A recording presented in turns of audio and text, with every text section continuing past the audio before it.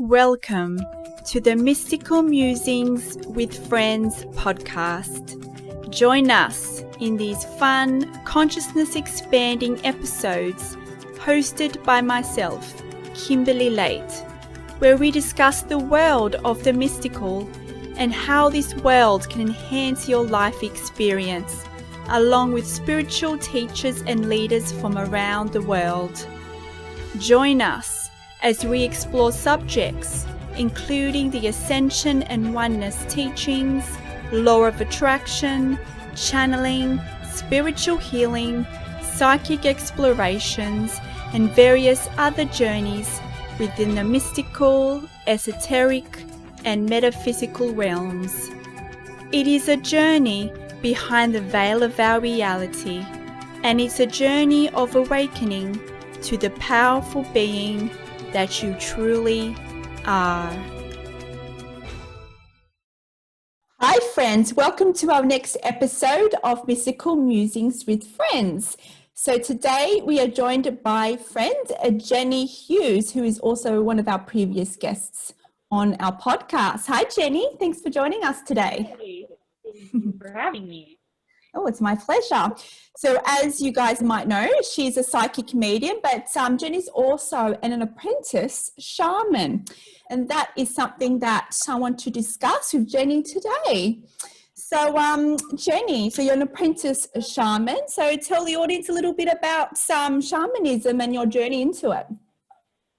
All right. Well, I'm still fairly fresh, but for me, it is brought forward by my native ancestors. So it's all very like indigenous teachings and teachings that are more about being connected with the earth and how we can do as much as we can possibly do to be in that connection and bring that into our everyday lives.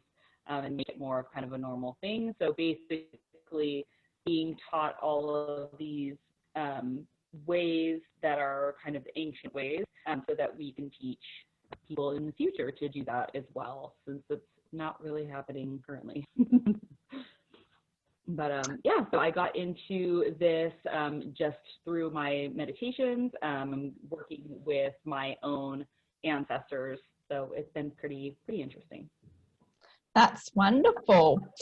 And, connection with Gaia, it's something that we can all do, can't we, Jenni? So I know, the beings of light talk about that, and many, spiritual teachers talk about that.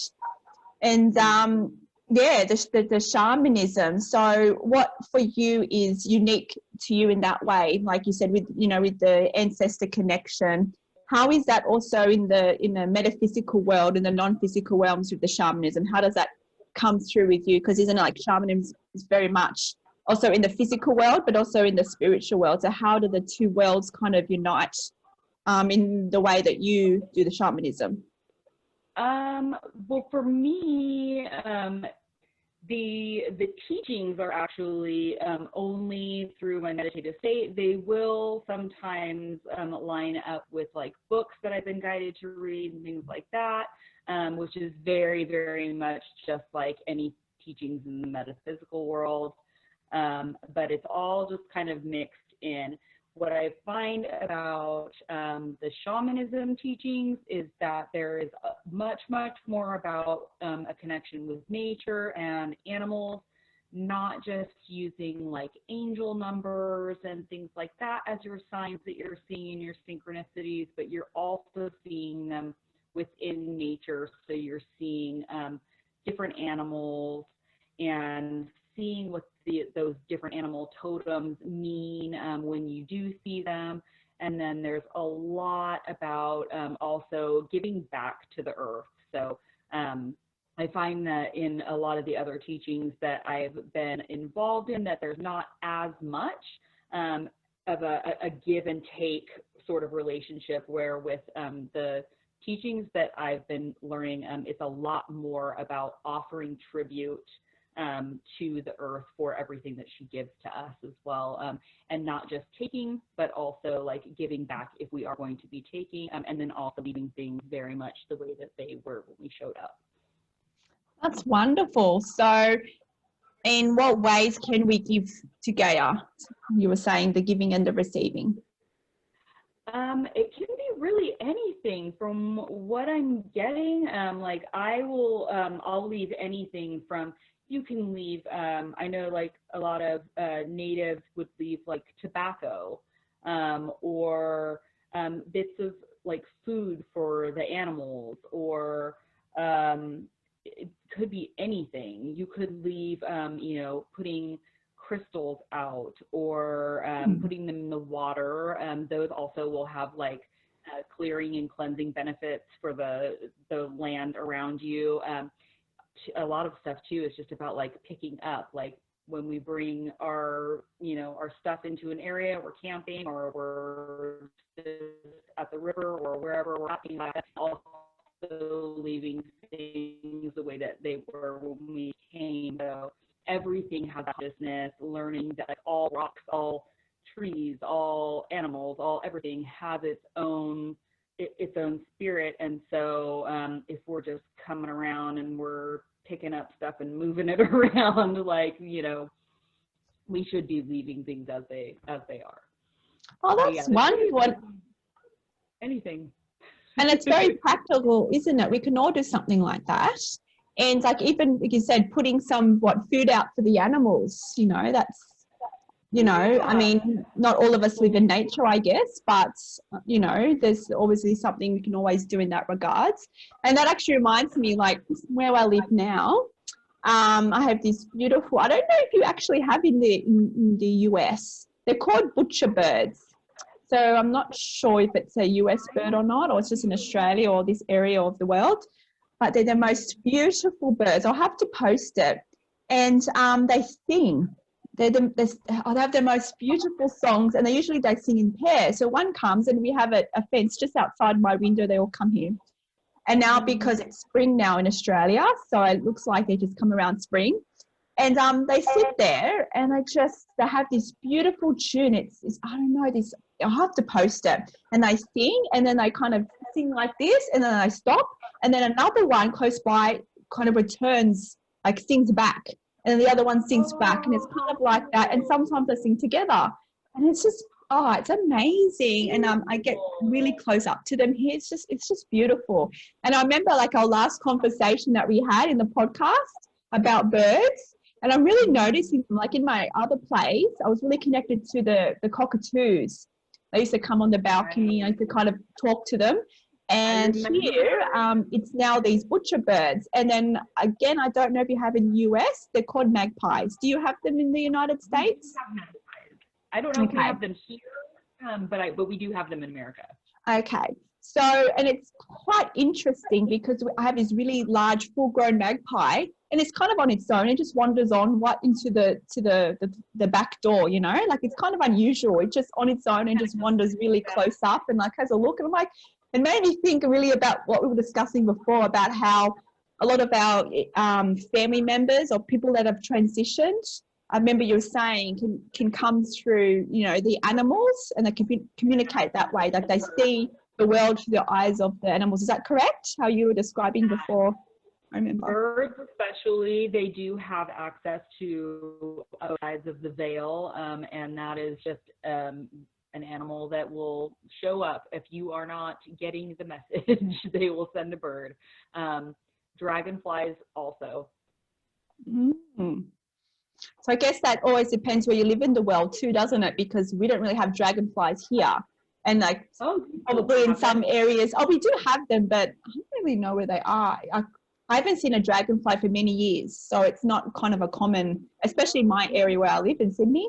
But and that probably goes, isn't it, where depending where you live in the world, you're probably connected, or like they probably come through maybe other kind of forms of birds or things like that. So it's so interesting, you know, because I really feel like a very deep connection. Like for me, I can communicate, you know, I'm not a shaman or anything like that, or I don't identify as one, but I have really a strong connection with Gaia and nature, and I can actually communicate with Gaia herself. And have been able to communicate with birds and, you know, other things like that. So other parts of nature. I've also been able to communicate with the trees. I've done that before. So, I mean, I don't do it often, you know what I mean? It's not really a calling that I do where I go out there and just regularly connect. But in that way, I do actually like to connect with the birds that come visit in my backyard. And I also always like to go out and connect to nature, because where I live, there's, you know, the beach, we have this beautiful lake. So for me, it's, you know, and, you know, the beings of light also talk about this too, is that when we connect with Gaia, we're actually connecting to ourselves, you know, the whole hermetic, as above, so below, as within, so without. So Mother Gaia, she's also aspects of us. So especially when you're having trouble with, you know, connecting with who you are, if you connect with Gaia and the energies and all the elements there, whether it's the animals or the plants, it really helps you to connect to who you are, but in a roundabout way, a kind of an indirect way in a way, because even though you might perceive it as external, we're actually part of Gaia. You know, for instance, you know, the like the oceans, right? The waters of Earth, of Gaia, is actually representative of our blood in our bodies, you know. So there's a lot of things you can see in Gaia that by you connecting with certain elements of Gaia nature really helps you to center to your, you know, and connect with your higher self and your inner being. So for me, it's like I can't go without a few days without connecting with Gaia. I need to go out in nature and connect. And I think as for a lot of people, I mean, I know there are a lot of people, depending where you live, they might live in, you know, concrete jungles, and might be hard for them to connect. But, you know, a lot of people don't realize, Jenni, isn't it, that like with shamanism, isn't it, like all elements, there's like spirit behind it, right? So intelligence behind it. So like even like air, you know, so even if you live in a concrete jungle, you can connect with the air, and the air has spirit, and the air is intelligent, you know, so you can, you know, use your senses, feel the air on your face, and, you know, notice how that feels. It's, you know, a form of mindfulness as well. So isn't it, there's so many ways you can practice this. Even just so when I lived in the Portland area, I did, when I couldn't get out to the woods and stuff, I did have some troubles with, you know, like, well, where do I go and do my meditation? And even just putting your feet on the grass, that, you know, and being aware of that sensation and that connection, that is super grounding for you. And even if, like, you know, you've got a plant right there behind you, like, I would go outside and I would just touch the plants that were right outside, just to get you into the present moment. You know, you're observing now, you're not thinking forward or backward or worried about anything, like you're just observing. And I find that nature is a really, really good way of doing that. Even like your most basic, just meditative walks or whatever, making an effort to notice the way that the wind feels on your face, and like, how does that make you feel inside? And you know, when you're touching these plants, like, does this one feel different than this one? You know, tactile wise, and also like energetically, like when you're holding this, does it feel different than this one does?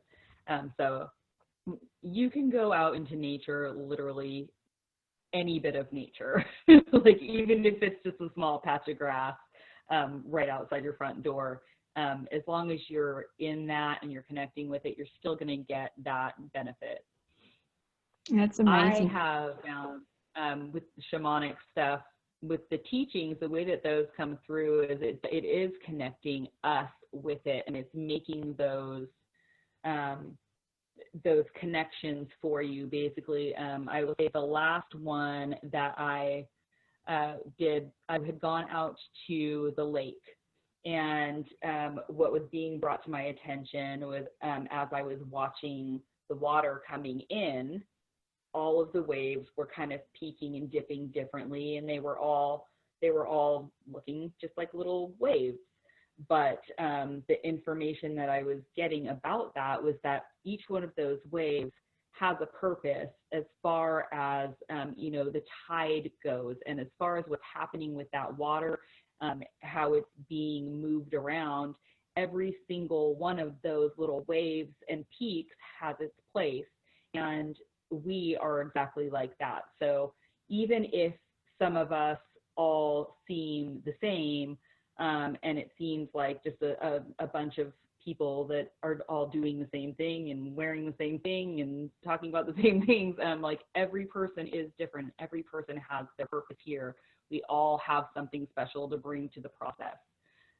So I find that when I'm doing like shamanic teachings, it's more like that. It's how do we compare and contrast with the nature? How do we work with it? How are we it, you know, in the embodiment? Like, how are we that? And just making the connection to become closer with it. That's wonderful. And you can actually find this in nature, like for instance, our lungs, you know. The branches of our lungs, our bronchioles, you know, that mirrors a lot of the actual trees. So you can visually see the comparisons, and just by you seeing those visual comparisons, you can get a better understanding, you know, like a tree trunk, you know, if you cut a tree trunk, you see the rings of the tree trunk. It looks like the, you know, the thumbprints. So there's a lot of things you can see, not just on Gaia as comparison, but also in the universe. And also like the ratio to water to land on Gaia, similar to the ratio of water we have within our very bodies. So, you know, if you can kind of open your senses to all those kind of correlations, you can get a, you know, a better understanding and start to remember how connected we are to the earth. And right. That's why it's so important. Like, yeah, so connected. Yeah. And talking of the plant, by the way, when I saw her, I really resonated with her. And then the first day I got her, I actually communicated. I felt like a connection. And I actually asked her what her name was. And she communicated it was Adora, her name. That's awesome. There you go. So those of you, you can talk to your plants and you are not crazy, and you can communicate. All living nature is an energy, just like us. If it has a life force, it is intelligent, is connected to all that is. So yes, this is lovely Adora over here. And she assists me with the energy. So yeah, so you can do that in your own garden, in your trees. Do you have any certain shamanic techniques that you do to connect with the plants?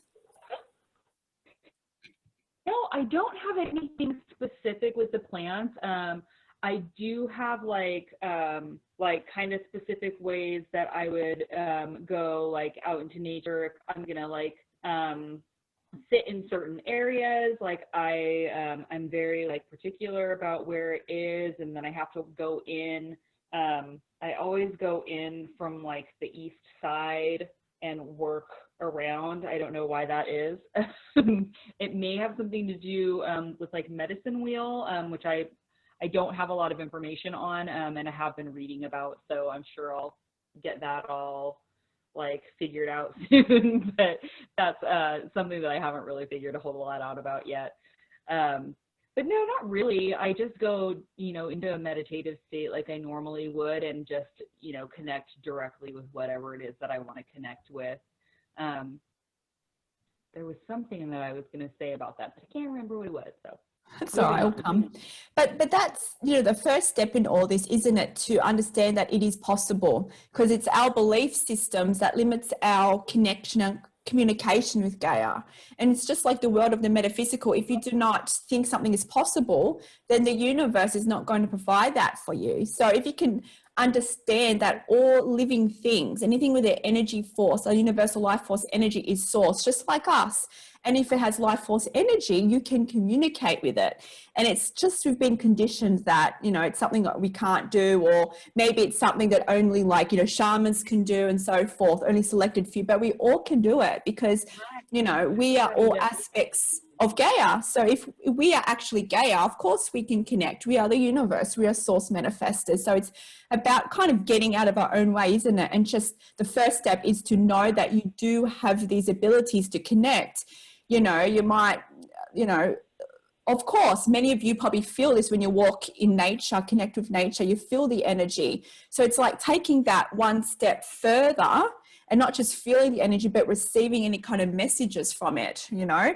And often we receive messages just like a thought or a bit of inspiration, but that's also communication. So it's kind of like just opening your senses and just knowing that it is actually possible. And that because we're part of Gaia, we are born, we're also source manifested, but we're also an aspect of Gaia because we were born through Gaia. She also helps us, to remember more of who we are, and she's a source of energy. And that's why, it's so important as part of our journey to connect with nature any way you can. Like even if you're in a concrete jungle, just to feel the wind on your skin, that's also intelligence, that's also you. And I remember a few years back, I had a talk with an Indigenous elder in a group, and she was discussing how with the Indigenous Australian Aboriginal culture, which is the oldest continuous oldest cultures in the world, and they're obviously very connected with nature, and they're able to represent nature within them. And one of the techniques that they do, which is very practical, is like, for instance, when you walk on the earth, like on the sand, for instance, as you walk, like you go to heel to the ball of the feet. So as you put the ball of your feet on the earth, that's you giving your energy that's no longer needed to Gaia, kind of thing. So you're giving that to Gaia, and then as you step, as the motion of going to heel to the ball of the foot, as you go on the ball, then Gaia gives you the energy, replenishes the energy back to you. So if you kind of walk, if you're conscious of it, that's why it's so good, isn't it, to walk barefoot on the beach? So it's kind of gives a little bit more insight into that process. So if you go heel to ball of the foot as you walk, not like that, like really be conscious of it, you are actually giving energy to Gaia, and she is giving back to you. It's like a connection. So there's a lot of things you can do to connect in different ways. Yeah, interesting that you brought that up, because that's actually one of the things. I spent like a whole afternoon one day in the desert walking and trying different mobility with the feet. So walking with the heel of the foot to the ball of the foot and seeing the kinds of prints that those leave, and then trying to walk on the balls of the feet to the heels of the feet to walk more gently. Very, very interesting. Just a different way of like transmuting energies through, like up through your body, and kind of sharing energy with the earth. Yeah, I do think that it really is just a lot of us kind of getting out of it in order to make it happen and actually have those experiences. And then when you're having the experiences, that's when you start to get the knowing and the believing and changing of those inner beliefs within you about whether or not you really can or cannot contact, everything. And you can. Once you start to have those experiences, then it's easier for you to believe that it happens because you're experiencing it. But for a lot of us, even myself, it took me years before I was even going to sit down and try to meditate. I would sit down for like 5 minutes and I'm like, no, it doesn't work. And then, forget it. But what's funny is my children talk to the plants. My 3-year-old gets up every morning and he goes over to our table of plants in the kitchen and he talks to every one of them. He tells them good morning, and he stands there and talks his like baby babble. I don't know what he's saying half the time, but he's having conversations every day. Those are his friends. That's amazing. Yeah, well, the younger generations, with each generation that's born, they align to the frequency of Gaia. So, our children are actually they have a higher vibration than we do. So they are more sensitive and with the connection. So, all those times when you might think your kids are having imaginary friends or having conversation with plants, it's actually real. Don't disregard it and nurture that connection. It's a connection that a lot of us have forgotten. Yeah, my 3-year-old especially he talks to a lot of stuff, and he's very musical, very, very musical. He picks things up really quickly. It's interesting to watch children. Like, they definitely are much more connected than adults are. And if you watch them for any period of time, really, you're going to see something that you're like, That's so interesting. But yeah, with like, depending, of course, with the seasons, like I know America, for instance, is going into winter. So I guess how you connect to nature might be a bit different. But like for now in Australia, we're just coming into spring now. So we're going into the warmer weather. And so now it's beach weather. Woohoo, I love the beach. I'm very connected to the water. And I was able to have my first beach day a couple of weeks ago. And this is something I've always done when I've gone to the beach. Like when I lie on the sand, like sunbake, I actually put my hands, palm of my hands, instead of putting it on the towel, I actually put it in the sand. So I lie down and actually lie there, and I just feel like I'm getting replenished by energy. I can feel it. And it's like I take every opportunity to connect to Gaia, to nature, while I'm at the beach. I'm lying on the sand. I literally put my hands in the sand while I sunbake. And then I also notice and feel the sun coming through and the energies.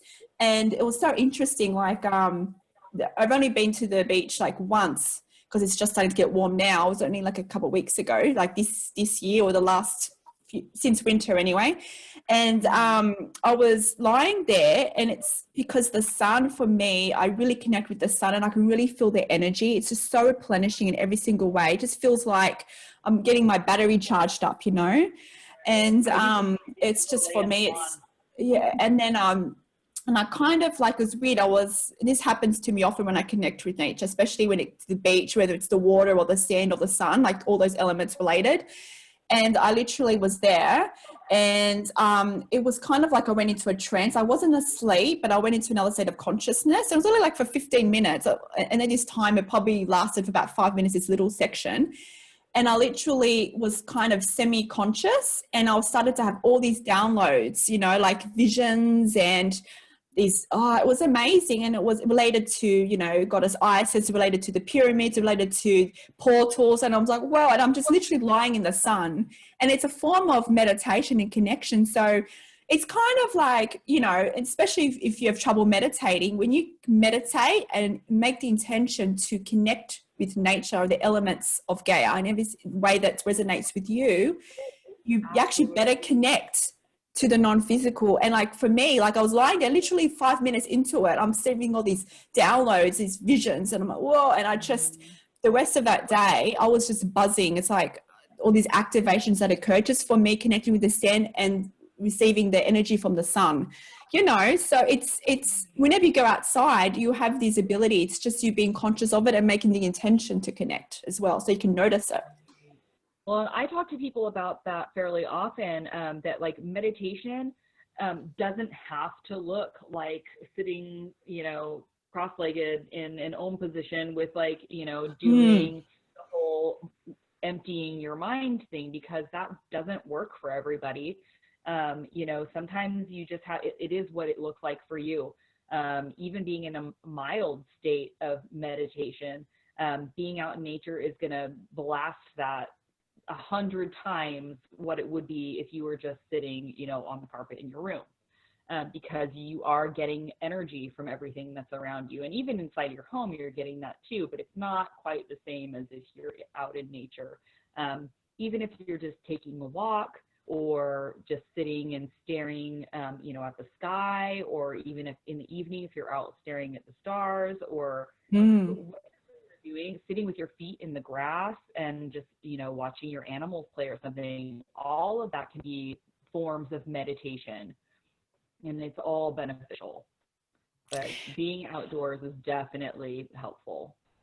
You know, on that with the grass, it just reminds me of something in Australia.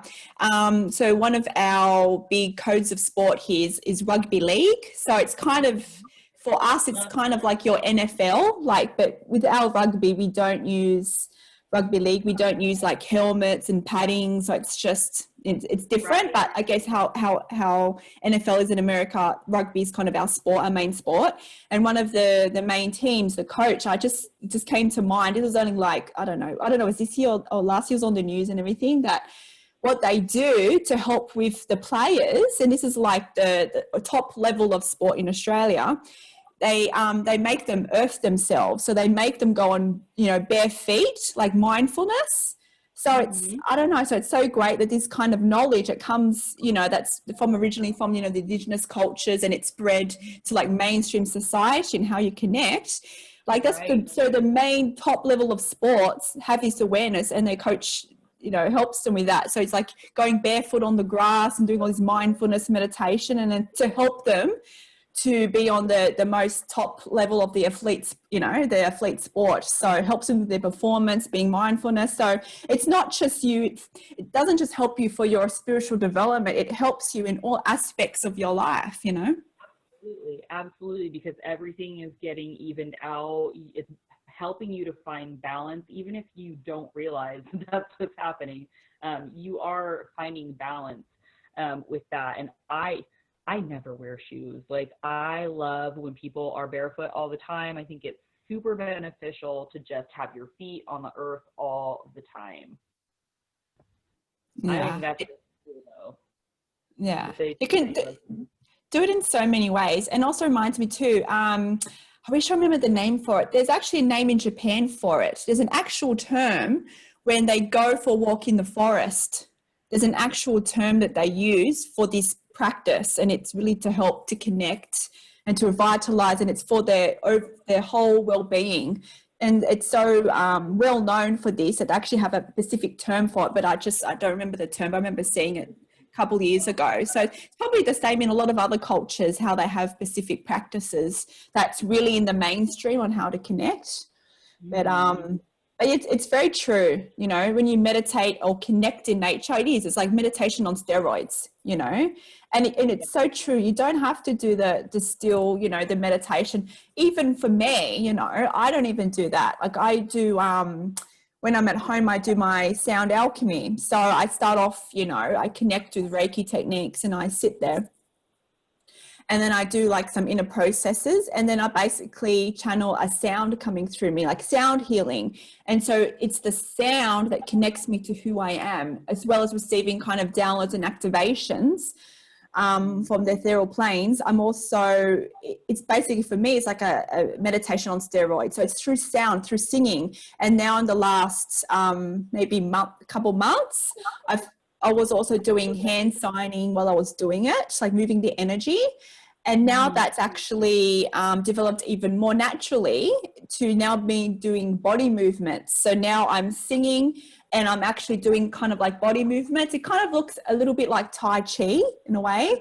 So I'm incorporating, moving my whole body and singing, and that's how I meditate, and for me that's more powerful than me sitting there just like making my mind blank. But of course it took me time to get to this point, and I've had obviously practice doing the whole inner inquiry, and that's also important to a degree, but you don't have to sit there and be like, okay, quiet mind and just sit there. There is obviously a lot of benefit to that, but you can do that in nature. You can do that lying on the beach, going for a walk, blanking, really connecting. So there's so many different ways. It is about, there is obviously work to be had in working on our limiting beliefs, and fears. And that usually comes up when we do quiet the mind, to have awareness of that. But as long as you can have some quiet time where you can do that, you don't have to like sit there in like a traditional sense. And also by uncovering your fears and limiting beliefs, you can do that in the real world. Whenever you're triggered, whenever you're triggered by a negative emotion, that's also awareness to you that you have a limiting belief in fear in relations to this. So they mirror that limiting belief within you.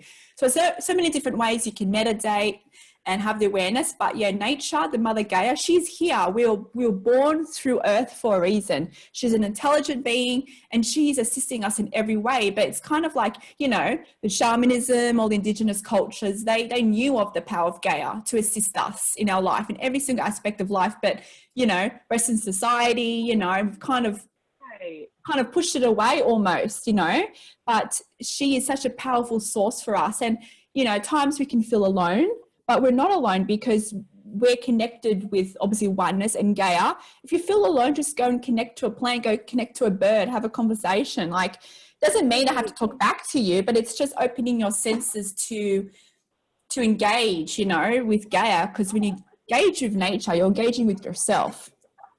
Right. I've been doing that a lot lately, actually, like having, like conversing with the animals that are around me. So like, I'll just say something to them. I'll talk to them. I see lizards and things like that a lot out here. So, birds, I will just open up a dialogue. I'm not expecting it to say anything back to me or to get me information necessarily, but I'm making a conscious effort to like connect and like actually, treat the nature the way that I would treat a person that was standing in front of me, I guess. I don't know if that makes sense. But yeah, I've had this conversation about meditation kind of looking different for everybody, but nature always being a-okay and helpful with it. You know, it's going to look different for everybody, just like everything. You know, for you, it could be clearing your mind, and for somebody else who might be clairaudient, clearing your mind isn't a thing that's going to happen for you, because that's how you're going to get your information when it starts to come in. So you're always going to be frustrated that you can't quiet your mind. So it's definitely going to be a different situation for everyone, but nature is always, always, always going to be helpful. Always helpful. And yeah, and there's and like we might say, oh, we don't have time to connect, but you can always find time to go for a walk, even if it's 5 minutes, even if it's going outside on your balcony and connecting with the air. There's always elements of nature you can connect to, you know. And especially like, obviously depends where you live and you have access to it, like water, you know, water carries information. And there's a lot of information about, you know, our ancient past here on Earth, how they used to intentionally imprint water, because they know by imprinting water with information, with codes, because they understood that the waters of Earth is actually our blood as well. So by imprinting the water, it's like it allows us to receive this information within our physical bodies. So you can actually go further with it, you know, and you can understand these connections. And that's why, like, for instance, for me, when I'm floating in water, I literally just float my ears under the water and I just receive so much information, and it's amazing. Like, of course, do whatever resonates with you, because whatever resonates for you is for you. So some people might resonate more connected, you know, with water. Some people more resonate with, you know, the forest or the mountains, the desert. So it's basically not forcing yourself to do something. It's actually feeling guided and whatever resonates for you, because if you feel good and something resonates for you, it means that it's, you know, for you, for your highest good. So you just go with what resonates. So you don't have to compare how you connect with anybody else, you know. It's just you finding what resonates to you and having that resonance, because that resonance, when you feel something that resonates, like you know, you're going out in nature or doing something that's unique in your journey in relation to connecting with nature, it's like the non-physical, like your higher self, it's that information is coming forth into your unconscious, and then your unconscious, that information that it's truth, that it's for you, is then coming to your conscious present awareness. And that's why you have this resonance, why it feels good to you. So even though you might not in your conscious awareness know the information in terms of words or in terms of knowing, but you have a feeling of resonance and feeling that it feels good. So you know that's for you and your right path, for you, for your journey. It's for you. Absolutely. Yeah. Yeah. And water, that's another place that's super, super good for your meditations. I know we've talked before about Dr. Emoto's water experiments and on water, and using that kind of alchemy in your home stuff even is really cool. Yeah. It is. And even going back again to like ancient cultures in Atlantis, they used to purposely imprint the water as well. And that helps them. They help them with their society, help them to connect with the spirit world, and help them with their well-being. And we actually do this now, but in more technical terms. Like, what do you think medicine is? You know, it's like in a different way. We're imprinting water. So you've got all those, you know, batch remedies and even like pharmaceutical, like medicines, it's liquid based, you know. So we are doing it to a degree now. It's just obviously engineered a bit more, you know. But yeah, and we have this within our blood. Like, all of that is imprinted with our intention, and we see that in placebo studies too, where, you know, like the intention of that is to do something specific to your body, and a lot of people will experience that whether they're using a placebo or not. So yeah, definitely doable in your home too. I do a lot of water alchemy actually around the house. I use it in baths. I put like bowls of water out. We do our moon water. Oh, wonderful. That's really cool. I do that to drinking water. So I usually just do it on I've got one of those, what do you call it, those HEPA filters, you know, the water filter jugs. So I imprint, I don't know if America, you guys have it. I think it's a Brita filter. I'm sure you guys have it there. Yeah. So I imprint that water there, like while it's in the jug.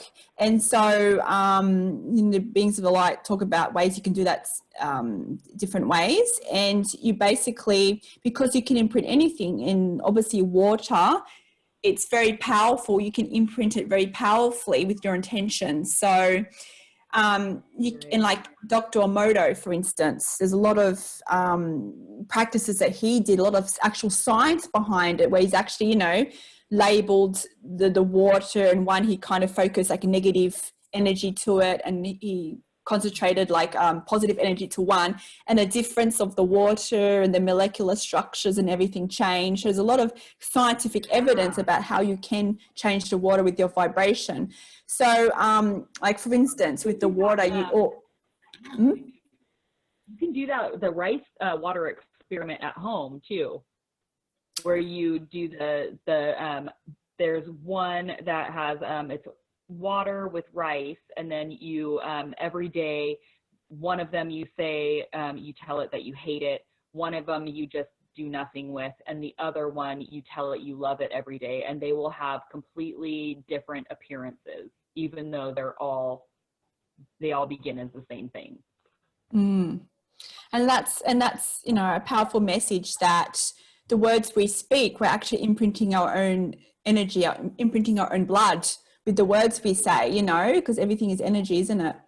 But yeah, with the drinking water, you can, you know, before you drink, for instance, you can make the intention, you know, hold the glass and say, I intend for this water to help to revitalize me, for instance, or something like that. You can just speak to it like that.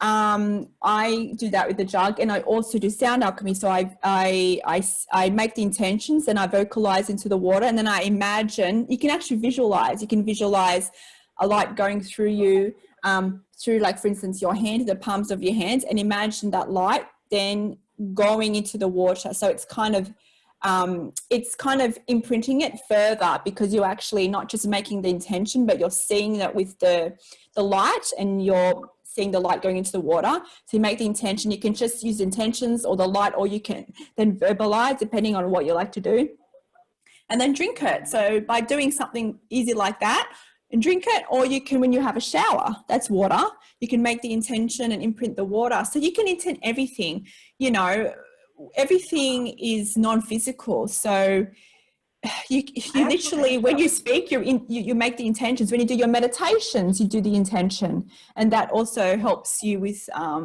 creating a certain exploration in your meditation. So it's about consciously making intentions. It's not about making goals. It's about making intentions, and that imprints energy.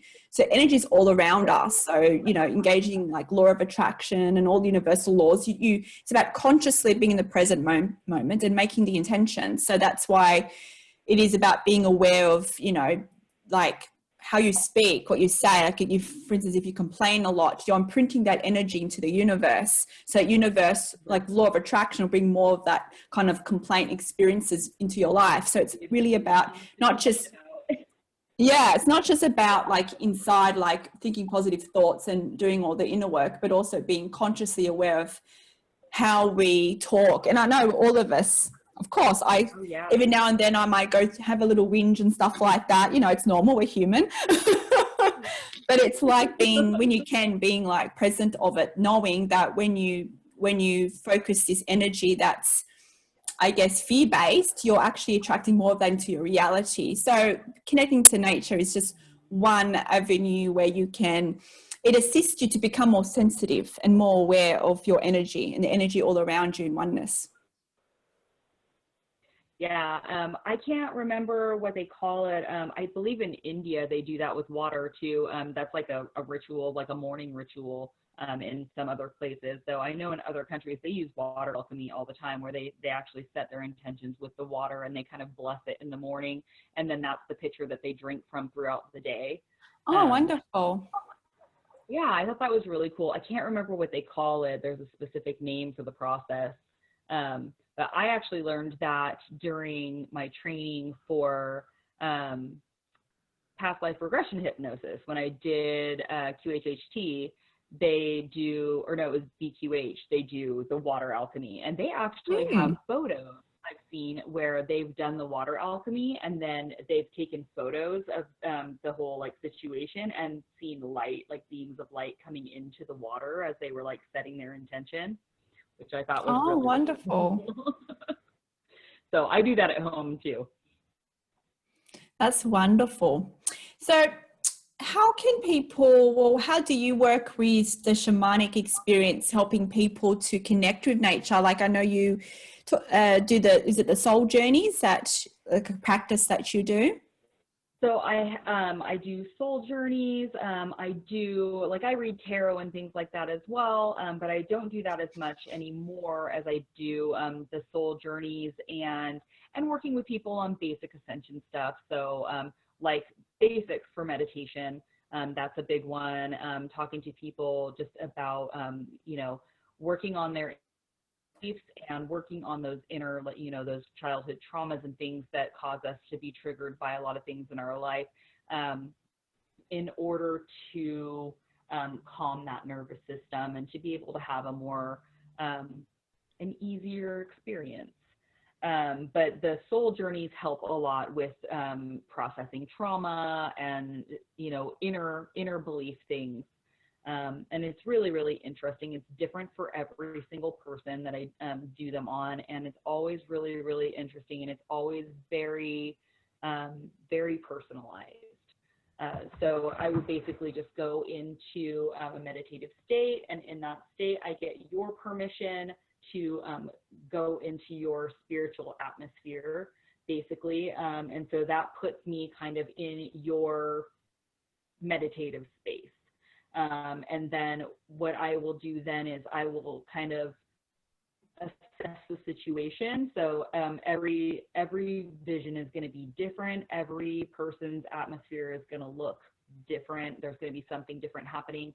Sometimes they're there, sometimes they're not. Sometimes they're a child that just needs, to be like reparented, or it's, it's almost always going to be what I'll see what it is that's holding you back. So if, for instance, you are playing a little bit small in your life because you don't believe in yourself, that's probably going to show up. And it's the main reason for you having that sort of an experience is going to be shown. So if you don't believe in yourself because when you were a small child, somebody broke your belief in yourself, that's what I'm going to see. And that's what I'm going to tell you about.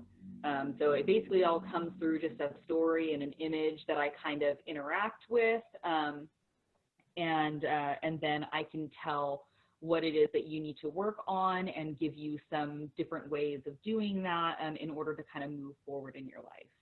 And then I've done several of these for people in my life where like every time you go back, it's different. So it's all really, really interesting. It is very interesting. And is it in this practice where you connect, with the ancestors, like you using obviously your medium skills also? Sometimes, like with one person in particular, The person that connected with me when I went into their spiritual atmosphere, there was an ancestor there, and he was also there, like as a child, but she was the person that I spoke with.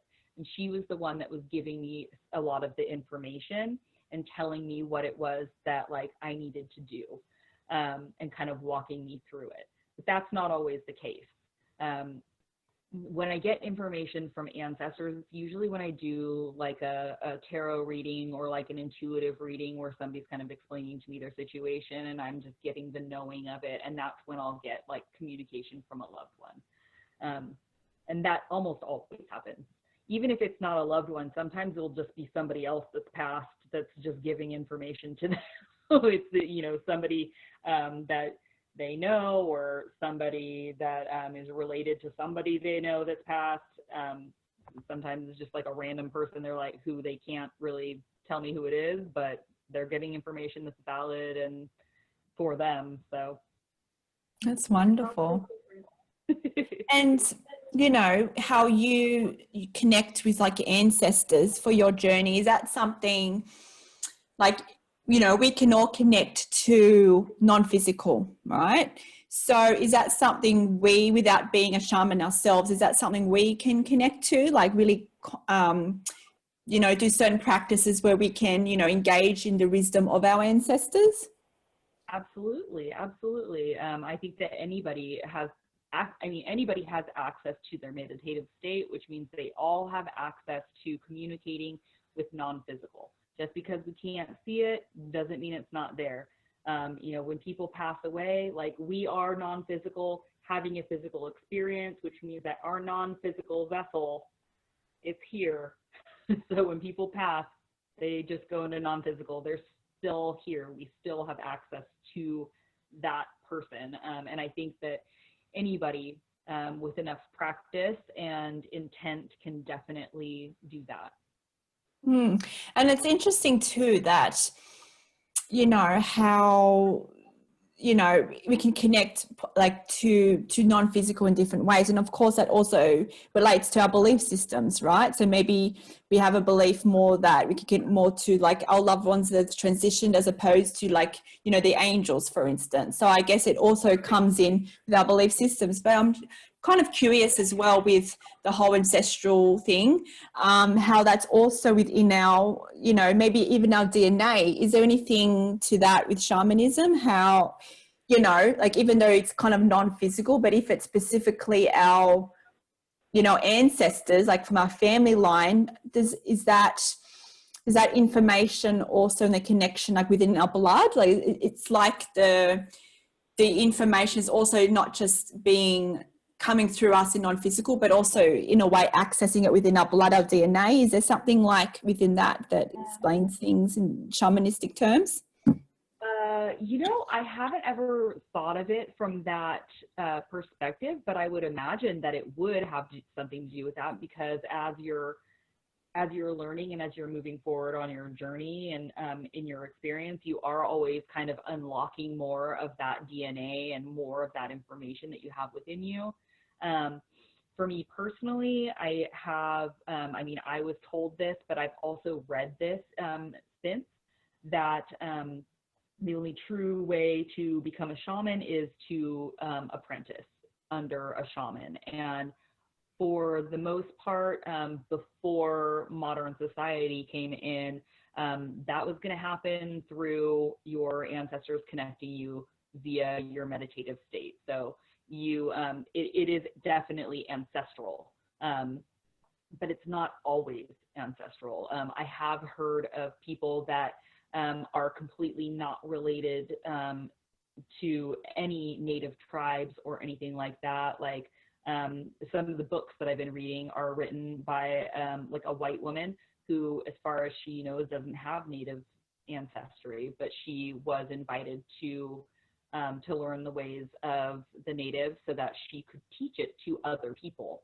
So I think that there's kind of more of that happening in modern times, that more people are getting the information to teach it, because it's not just staying in these small native groups anymore. We want it to be widespread. we want to teach it to everybody because we need it. You know, it needs to be more widespread, and more people need to be very aware of how our actions are affecting the earth and what that means for all of us in the future. You know, it doesn't take a genius to know that we need to make some changes and do things a little bit more naturally. So that's kind of exciting, actually. Yeah, and I can understand that, you know, of course, practices change because of evolution, not just in our society, but evolution of consciousness. And, you know, I guess with the whole shamanic calling, even if you're not connected with the actual like DNA lineage, you know, your spirit, your non-physical aspect of you, maybe one of your higher selves, one of your non-physical aspects of you was actually related or was actually a shaman in another life, because we are multidimensional beings. So I'm curious, I wonder if people have that, you know, that shamanic calling and that they don't have the physical kind of lineage there. Maybe that's because one part of their souls, or one of their aspects of higher selves, are actually from, like, they actually were living or are living a life as a shaman. So they have those kind of, not in the, I guess, physical DNA, but in the ethereal, non-physical aspects that's also coded already within them, you know? Which I feel is generally kind of where everything comes from anyway, more so than whatever our DNA is like in this specific body or lifetime, because that doesn't really mean a whole lot in the scope of like multiple incarnations. Yes. So yeah, that's probably pretty accurate. Yeah. Very, very cool to think about. It is. And probably a lot of people that might even have a calling, maybe they disregard it because for that very reason, maybe because we have been conditioned. Because it's kind of like, it's, I guess, a modern take on shamanism, isn't it? Where we have been conditioned that to be a shaman, you have to have, you know, kind of a lineage, shamanism or that kind of thing, whereas like anybody can, if you have the calling to explore that, you know. And that's with everything, isn't it, in life, in part of your spiritual journey. And it's not about comparing your life. Like you might look at your life like, you know, like you might live in a concrete jungle and like, how can I be a shaman? Like, how it doesn't make sense how I'm called to be a shaman. I have no, you know, lineage, like DNA lineage. I don't live anywhere in nature. Like, what the hell, you know? But the calling is for a reason. That's with, isn't it? That's with anything in life. So it's about just following the inner guidance, you know, not worrying what people think, you know, and just following it one step at a time. You know, we all have this ability to connect to nature, and then you receive more information as each time you connect. And there's so much information out there now, honestly. Like I know that when a lot of people began their spiritual journeys, there wasn't a lot of information about this stuff out there unless it was in your ancestry.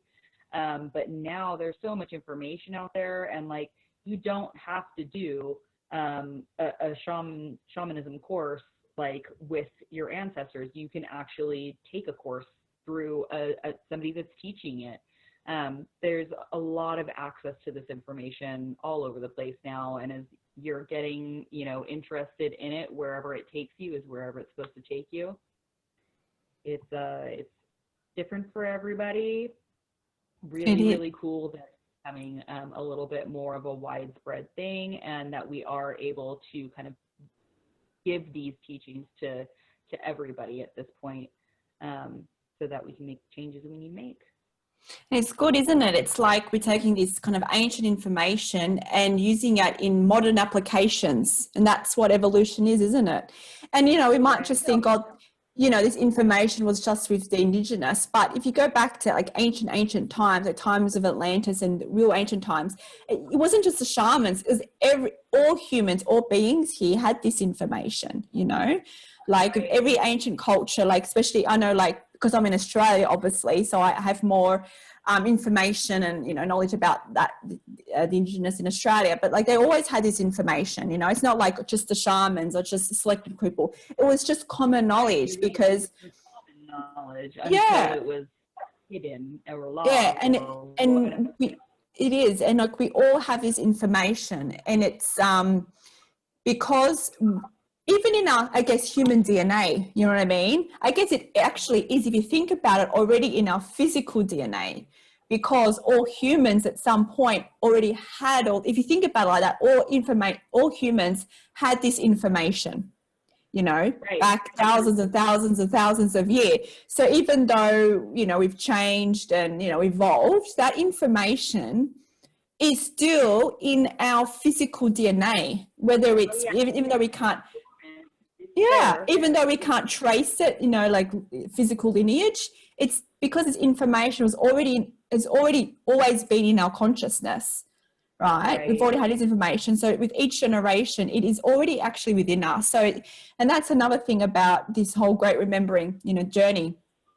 Well, you know, we're on this great awakening at the moment, going through this now. So it's like all this information we already knew as humans, you know, we're remembering it for ourselves, you know. We already knew how to connect to Gaia, to use her energy, to use her wisdom to assist us in all aspects of our life.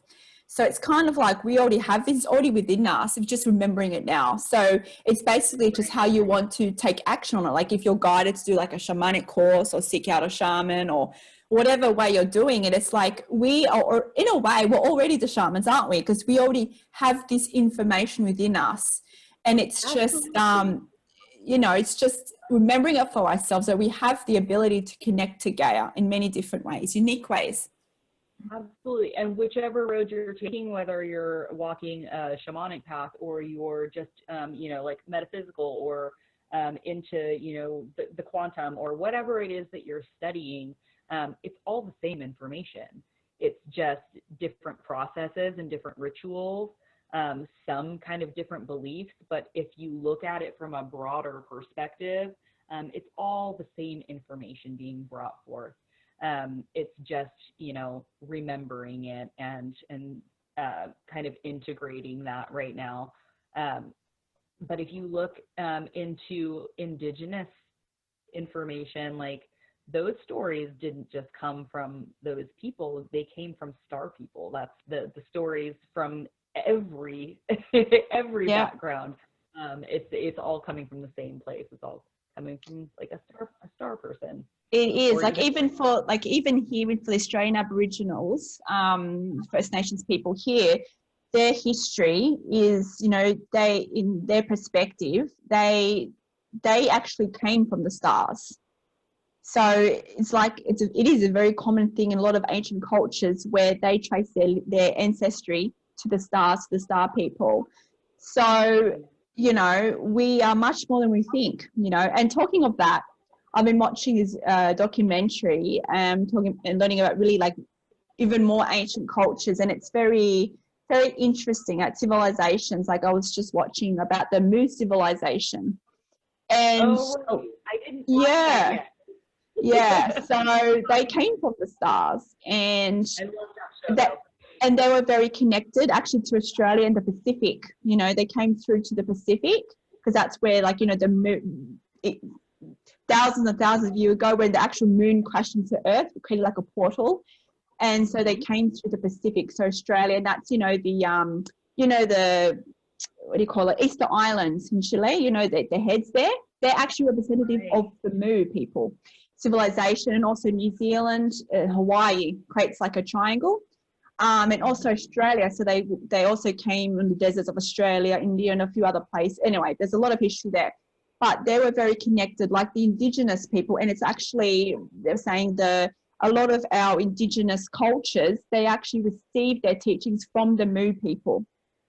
So that's like a direct kind of lineage of how the indigenous came to learn about all these, like thousands, hundreds of thousands ago, you know, in our human evolution, you know, we integrate a lot of teachings from the stars as well. So it's, you know, it is actually very advanced information. And I know, you know, of course, people who are consciously aware do recognize it as very advanced, but of course, we've been a lot of conditions in our society where it's like, oh, it's not that advanced, you know, nature, and it's more advanced, you know, Western kind of technologies or medicines. But it's about understanding, if you can understand that this information, connecting with Gaia, connecting with the energies, is actually so advanced, it actually came from the stars originally, like back you know, this wisdom and all this information is in our, not just in our like non-physical bodies, but in our physical bodies, because we knew all this information, and the information has spread and it's transformed.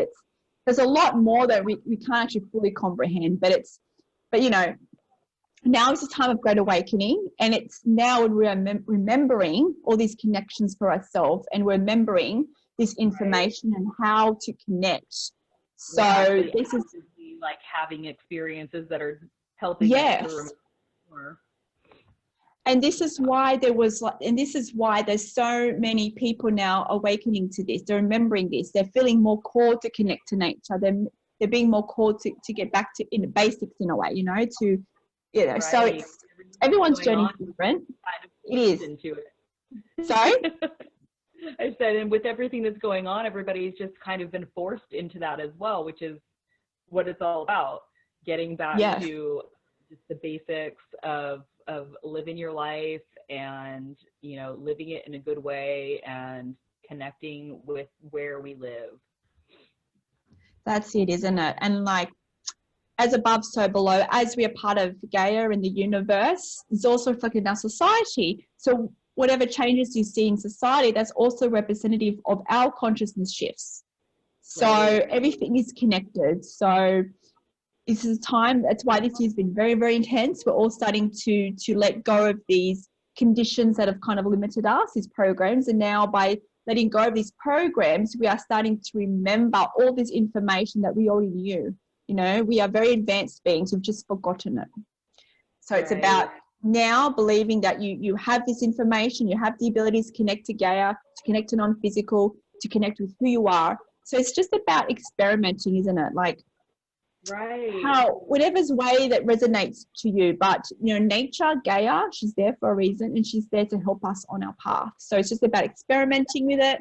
There's nothing crazy. I know we'll be conditioned that, you know, you can only connect in certain ways, but anything that has life force energy is intelligence, and it means you can connect and communicate with it. So practice. And the more you communicate with it and connect with it, the closer you feel with it, and the more you kind of wake up to the fact that we need to do more of it. You know, that's where it's almost like we're getting our lives back, what we should be doing, instead of spending, you know, all of our time stressing and working and chasing paper. Getting back to the basics of, you know, enjoying being where we are. That's it. Being present and connect with the world in which we live. Wonderful. Great note to finish. So Jenni, where can people find you?